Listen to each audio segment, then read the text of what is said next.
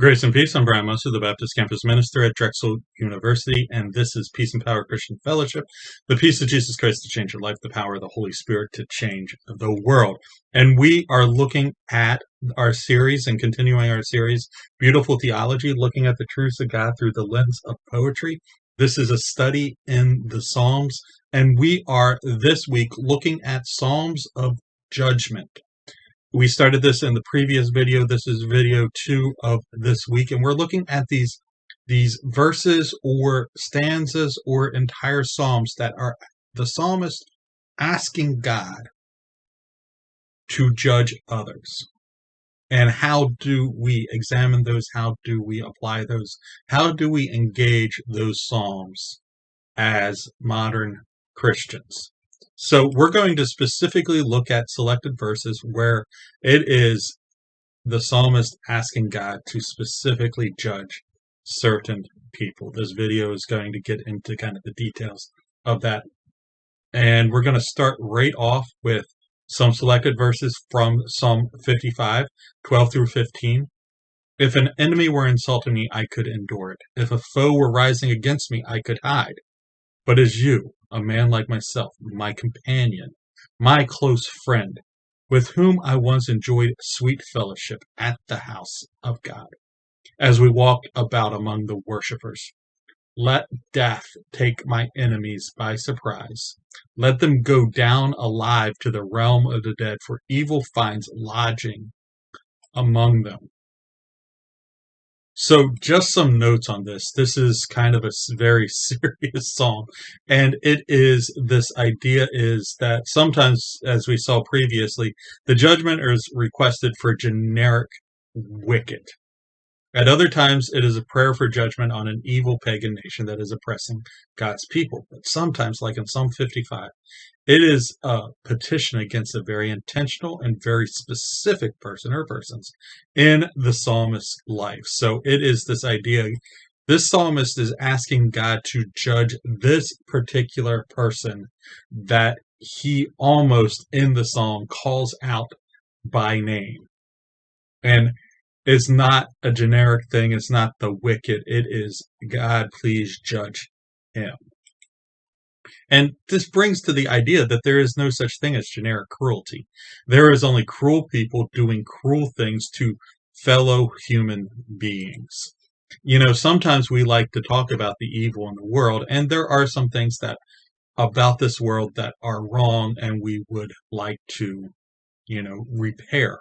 There is such a thing as just hurricanes and natural evil, earthquakes, things, poverty, famine. But most of the evil we encounter on a daily basis are specific human beings doing sinful actions towards specific other human beings. Most of the evil we encounter in this world is personal evil. We can talk about systemic evil, we can talk about natural evil, but often it is just basically soap opera evil, me doing something wrong to you. And we have to deal with that. And the psalmist calls that out. My friend, the guy who was once my friend, is the one I am praying and asking God to judge. Now, we also have these sorts of psalms as well. Psalm 137, 7 through 9. Remember, Lord, what the Edomites did on the day Jerusalem fell. Tear it down, they cried. Tear it down to its foundations. Daughter Babylon, doomed to destruction. Happy is the one who repays you, according to what you have done to us. Happy is the one who seizes your infants and dashes them against the rocks. Now, that's getting out there. That's strong. Now, to put this in context, the first verse of this stanza is talking about when Edom celebrated the destruction of Jerusalem and how Edom will be judged because of their happiness at watching Jerusalem be destroyed. You can see this in some way in Isaiah, Jeremiah, Ezekiel, And the entire prophetic book of Obadiah is about a judgment against Edom, specifically when they celebrated the destruction of Jerusalem. So the psalmist has a very, very particular moment in mind that he is asking God to judge. Now, Habakkuk specifically talks about the cruelty of the Babylonians, how their cruelty to other nations will come back on them. Isaiah prophesies that this very thing will happen to Babylon. So this idea of them and their infants being dashed about the rocks is not just something that the psalmist is saying, blessed are the ones who do this, happy are the ones who do this. But it is also this idea that has been prophesied in Scripture, and it is retribution in some way. The Babylonians did this to others, so therefore it's going to happen and be done toward them. So it's this idea of eye for eye, tooth for the tooth, dashing babies for dashing babies, ripping open pregnant women, and violence towards infants is something that the Babylonians practiced.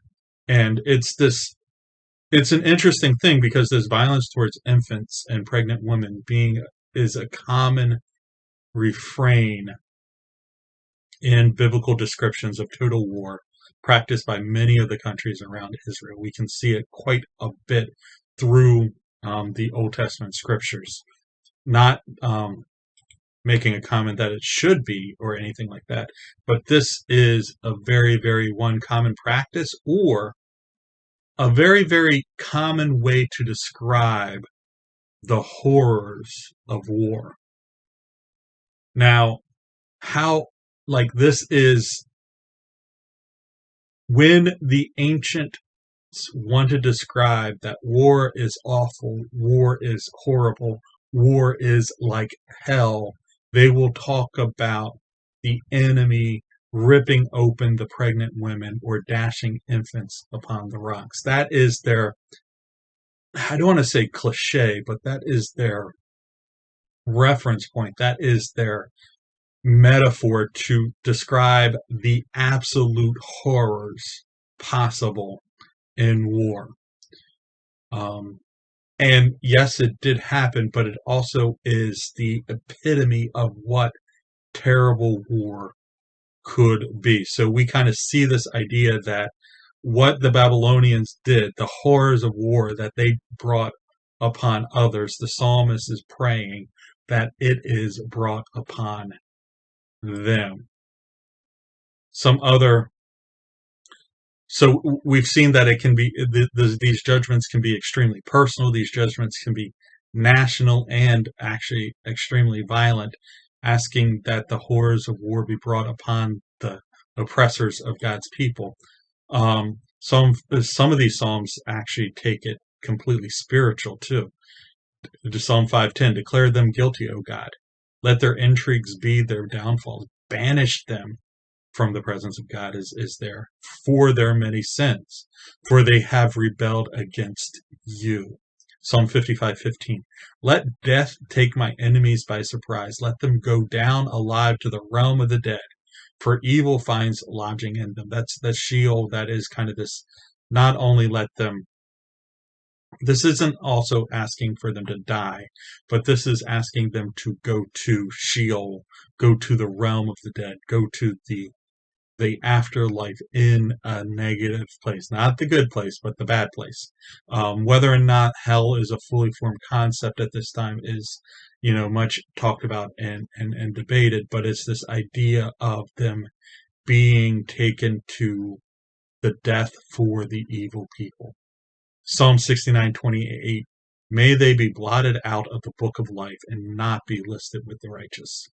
So sometimes the punishment asked for is not just physical and temporal, but is eternal and spiritual. So we see this can be personal. This can be violent, total war judgments against entire nations, including their women and their children, but it also can be spiritual. The psalmist is asking for some heavy, heavy stuff here. This is not just, okay, break their arms so that they can't do evil anymore. This is like, damn them to hell, make the war they waged against us, that was the absolute horrific, most horrific thing imaginable that happened to us, make it happen to them. And not just a generic them, but that guy standing over there who used to be my friend is now my enemy. Judge him as well. There's some deep, deep, deep things asked for as punishment and judgment by the psalmist.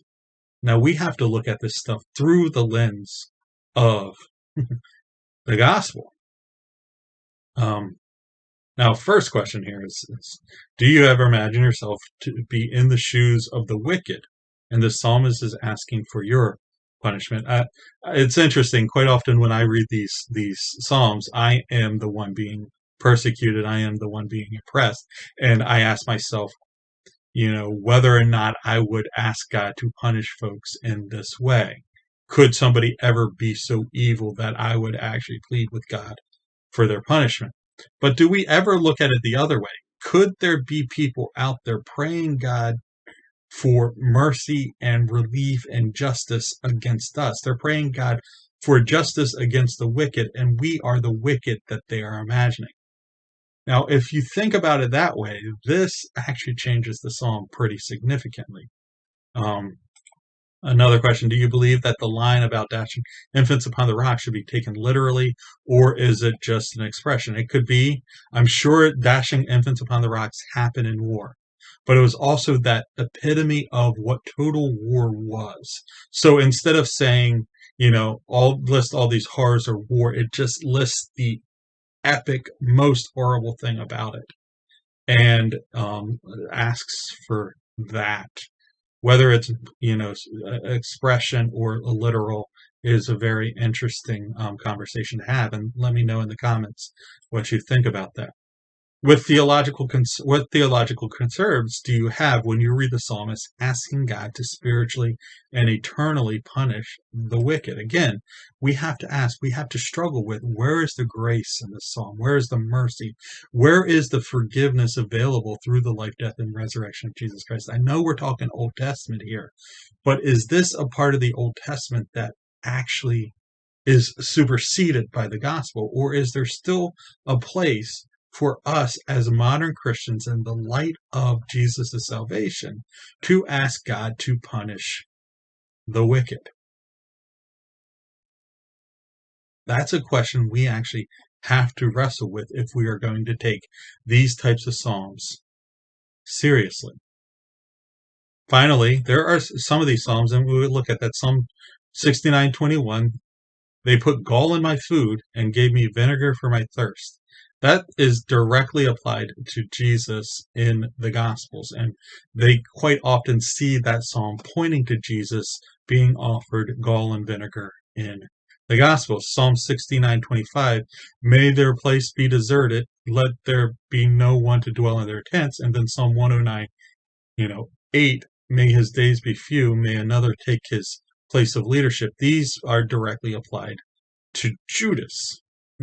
Psalm 69 and 109 are the most vindictive of these judgment psalms, and yet both of them are cited in the New Testament in reference once to Jesus' crucifixion and twice to Judas's betrayal of Jesus. So this idea of actually trying to interpret these psalms in light of the crucifixion, in light of Jesus' life, death, and resurrection, is something the early church and the church throughout history has done. They haven't ignored these psalms and said, let's just go to the crucifixion. They haven't ignored these and just looked at grace and mercy, but they've even wrestled with this in some way.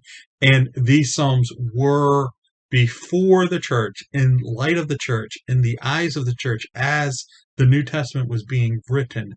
They knew that the Psalms contained these sorts of askings for judgment on the wicked and on the evil, and somehow they even incorporated these Psalms into the grand story of Jesus' life, death, and resurrection that the New Testament was telling.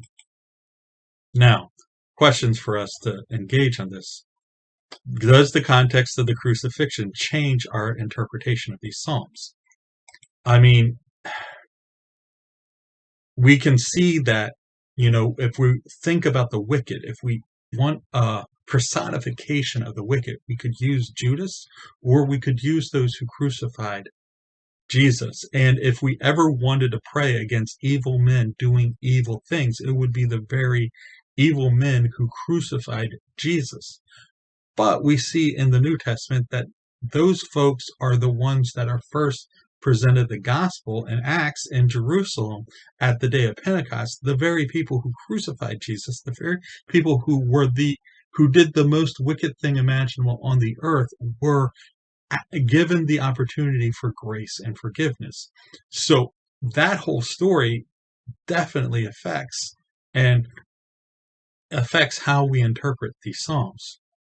I mean, how could Jesus be compared and contrasted to the psalmist? While he was on the cross, he wasn't asking God to judge the folks who put him up there. He was asking God to forgive them because they didn't know what they were doing. So where the psalmist is asking God for justice, Jesus asked God for grace. How could Judas be used as a type for the wicked as described in these Psalms? Definitely Psalm 55 could look like Judas very easily. You were my friend. You ate at my table. We walked and worshiped God together, and yet you betrayed me to the point of death. Is a huge personification of what the wicked could be and what the wicked could look like. So there are ways to look at these Psalms in light of the gospel, in light of the gospel story, in light of the life, death, and resurrection of Jesus, that might be good ways to engage and interpret them as well. So as always, there are 3 ways to continue to enjoy this conversation. You can check out the calendar on peaceandpower@drexel.wordpress.com/calendar, in-person Sunday nights in the JEMIC at 5 p.m., live Monday nights at 7 p.m. via Zoom, weekly wrap-ups on YouTube and WordPress. And as always, I'm all over the social media, Instagram, TikTok, Twitter, Facebook, LinkedIn, WordPress, and YouTube. Those links are in the description below. Hopefully this is a useful conversation as we continue to move forward with these Psalms. Hopefully you're getting something out of it. I know I'm not answering all the questions I'm asking or all the issues I'm bringing up, but I'm okay with that. Hopefully you are too.